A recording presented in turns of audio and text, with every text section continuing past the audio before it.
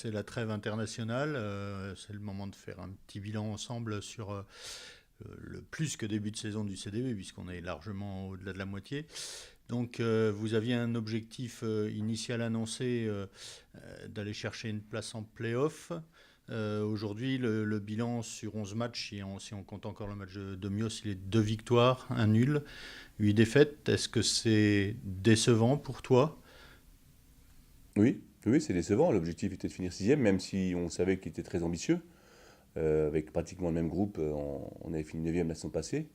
Euh, on espérait progresser, notamment, je l'avais dit en début de saison, la jeune génération, les 93-94. Elles avaient passé un cap en fin de saison. Elles n'ont pas réussi, je dirais, à confirmer, c'est toujours difficile, sur le mois de septembre-octobre. Ce qui fait qu'on a quelques défaites de 2, 3, 4 buts, parce que dans le Money Time, on n'est pas loin, mais on n'arrive pas je dirais, à concrétiser le travail qu'on fait en entraînement. Et les défaites s'enchaînant, c'est comme c'est, après c'est difficile de repasser devant mentalement. Donc on a été ambitieux, peut-être un petit peu trop. C'est vrai qu'on n'est pas loin, mais on n'est pas encore au niveau auquel on l'espérait. Ça fait plusieurs saisons maintenant que tu es à Dijon, 3, hein, je Ouais, c'est crois. la quatrième, ouais. Voilà, exactement, quatrième saison. Est-ce que tu as l'impression que ce groupe a quand même évolué, progressé sur ces 4 saisons, ou tu fais le bilan d'un constat, sans parler d'échec, en tous les cas de stagnation? Une stagnation, mais tu sais, le groupe il a un petit peu changé entre la première année où je Tout suis à fait, ouais, arrivé. ouais. Il y a 3 ou 4 joueuses qui sont parties. Quelques jeunes joueuses qui n'ont pas forcément été haut, qui jouaient il y a quelques années. Donc même si avec nos moyens financiers limités, on n'a pas trop changé de groupe, si tu prends l'équipe que j'avais il y a 3 ou 4 ans, l'équipe que j'ai maintenant, elle s'est quelque peu modifiée. Mais ça fait rien, je reviens sur ce que je disais tout à l'heure, le constat est quand même un petit peu décevant, dans la mesure où les progrès qu'on avait perçus en fin de saison dernière n'ont pas été à la hauteur de ce que j'espérais sur ce début de saison. Donc les déceptions sont peut-être plus individuelles que collectives? Les deux, je ne veux pas rejeter la faute sur les joueuses, évidemment. Je crois que l'entraîneur, il doit être capable de s'adapter au niveau des joueuses. Peut-être qu'à un moment donné, j'ai trop fait jouer certaines joueuses en qui je croyais, et peut-être pas assez des joueuses peut-être plus expérimentées, mais en qui je croyais un petit peu moins dans les progrès, quoi. Et c'est vrai que ces joueuses-là, 93-94, ont eu du temps de jeu, mais n'ont pas exprimé tout le bien qu'on pensait d'elles à ce moment-là, quoi. Cet objectif de la sixième place, pour toi, il est inatteignable aujourd'hui? Il faut être réaliste, il faut qu'on fasse 5 sur 6 sur les 6 matchs qui restent. Ça va être très compliqué en recevant Metz, en allant à Fleury. Euh, Maintenant, on n'a plus la pression de se maintenir en LFH parce qu'avec le forfait de Mios, on s'y maintient si financièrement on est d'équerre. Comme on sentait que dans Pédaon, c'était un petit peu ça qui nous perturbait.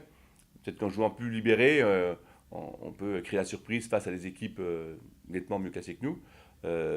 Mais bon, le pourcentage de chance n'est pas nul, mais il est relativement faible pour espérer finir sixième. Donc là, l'idée, c'est de jouer trouble fait, d'embêter un petit peu les équipes, sans forcément choisir son équipe, hein, c'est pas ce que je veux dire, mais essayer de prouver que notre place est un petit peu au-dessus de notre classement. Et puis, on a la Coupe de la Ligue et la Coupe de France, où là, on espère aller le plus loin possible.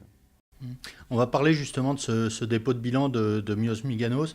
Euh, Déjà, qu'est-ce que ça t'inspire, toi, en tant qu'entraîneur d'équipe de handball féminin de haut niveau, de voir une équipe comme ça être obligée de déposer le bilan en milieu de saison et de stopper toute la compétition, quitte à fausser, entre guillemets, un petit peu le championnat? Oui, beaucoup d'inquiétude. Ça m'inspire beaucoup d'inquiétude parce que c'est pas le premier club. Le Havre a explosé à son passé. Cannes en D2 également. Cergy a déposé le bilan. Donc 4 clubs du périmètre du handball féminin en 6 mois qui disparaissent. Des clubs en difficulté. Dijon, on y est. On entend que Metz est en souscription. On entend que Fleury n'a pas de salle, donc risque de perdre certains partenaires. Donc le handball féminin qui a évolué de 2007 à 2012-2013 d'une manière un petit peu exponentielle, progressive, est en train de stagner, voire de régresser financièrement. Et on se pose beaucoup de questions dans le milieu. Moi, le premier, parce que je suis un vieux de la vieille, hein, j'ai commencé en 92 à entraîner le handball féminin sans être pro, donc j'ai vraiment suivi l'évolution du handball féminin. Et là, on s'aperçoit qu'on est en train de prendre un virage. J'espère que ce ne sera pas demi-tour. C'est-à-dire qu'on va quand même conserver des budgets relativement stables pour pouvoir, entre guillemets, se payer du handball féminin parce que les présidents se posent la question si l'économie du handball féminin existe vraiment. Elle est locale, elle n'est surtout pas nationale. La LFH n'a trouvé aucun partenaire en 6-7 ans d'existence, voire 8 ans, je crois, nationaux. Donc on n'a que des partenaires locaux qui nous aident, jamais à la hauteur de ce qu'on espérait pour avoir vraiment suffisamment de joueurs professionnels. On joue à 14, et je crois qu'il y a 3 clubs qui ont 14 joueuses pro. Tous les autres, on bricole avec 8, 9 joueuses, plus des joueuses un peu à mi-temps, des joueuses des centres de formation qui font des études à côté. Donc c'est relativement compliqué, et pour l'instant, les budgets SNAG n'avancent plus, et c'est vrai qu'on est inquiet. Il n'y aura pas de descente cette année. Ça veut dire, tu l'as dit tout à l'heure, que vous allez jouer la fin de la saison de façon l'esprit relativement libre, hein, sans avoir de pression d'une descente éventuelle. En même temps, cette fin de saison va peut-être manquer un peu d'intérêt.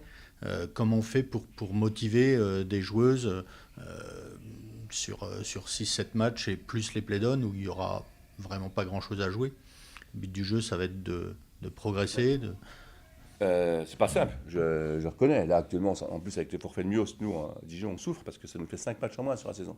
Les 2 matchs de Coupe de la Ligue, on ne les a pas joués, ce qui fait qu'on a une trêve qui dure plus de 2 mois, quoi. Donc ça, c'est énorme.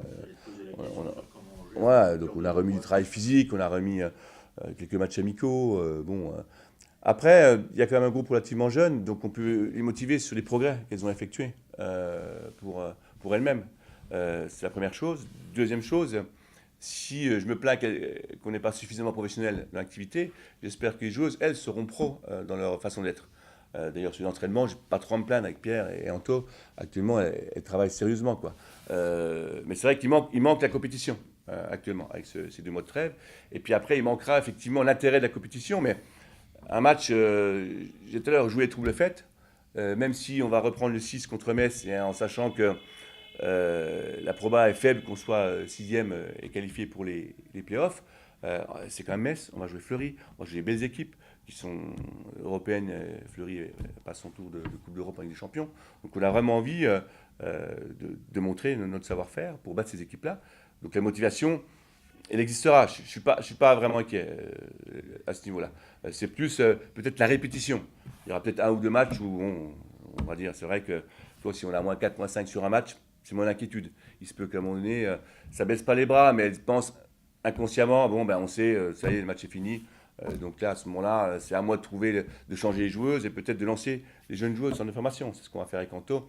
On risque un petit peu de donner moins de temps de jeu à certaines joueuses plus anciennes et essayer ponctuellement des joueuses du centre de formation qui ont 18-19 ans pour déjà anticiper sur la saison prochaine, par exemple. Le CDB donc a toujours ce budget aux alentours du million d'euros depuis 2-3 ans. Il y a une opération d'augmentation de capital qui est lancée. Est-ce que tu penses que financièrement, vous pourrez avoir quelques possibilités supplémentaires dans les années à venir ou ça risque d'être très difficile? On a commencé en disant que la plupart des clubs français avaient des soucis financiers. Je vais te répondre que non. Je suis assez lucide sur mon activité. J'espère déjà qu'on ne va pas être pisté par la CNCG comme on l'a été depuis 3 ans, à juste titre, parce qu'on était en déficit. J'espère qu'on va à nouveau retrouver un équilibre financier. Mais avoir une augmentation, même si l'augmentation de capital nous permet d'avoir un peu plus de trésorerie, mais je pense que le budget va stagner entre 1,50 million, 1,2 million dans les années qui viennent.